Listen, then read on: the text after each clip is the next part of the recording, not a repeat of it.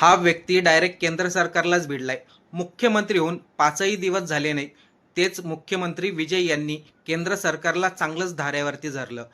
त्याचं झालं असं की नीटच्या परीक्षेचे पेपर फुटले आणि त्यामुळे ती परीक्षा रद्द झाली.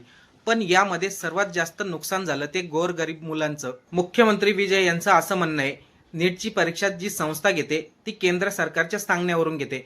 मग केंद्र सरकार इतका हलगर्जीपणा कसं काय करू शकतं? बरं, हे पेपर फुटीचं पहिलंच वेळ नाहीये. नीटचे पेपर या अगोदरही 2-3 वेळेस फुटले आहेत. मग केंद्र सरकारचं लक्ष नाही का या सर्व गोष्टीवरती? पण यापेक्षाही महत्त्वाचं म्हणजे मुख्यमंत्री विजय म्हणतात, नीटची परीक्षा घ्यायलाच नको. ज्या विद्यार्थ्यांना चांगले मार्क मिळतील त्यांच्या मार्कावरती त्यांना वैद्यकीय क्षेत्रामध्ये ॲडमिशन दिलं जावं. नीटची परीक्षा विद्यार्थ्यांवरती लागू करू नये. मुळामध्ये नीटची परीक्षा घेणं हाच निर्णय चुकीचा आहे. त्यांनी डायरेक्ट केंद्र सरकारवरती आक्षेप घेतलाय. आपल्याला मुख्यमंत्री विजय यांनी जे काय सांगितलं त्याच्यावरती काय वाटतंय? कमेंट करून नक्की सांगा.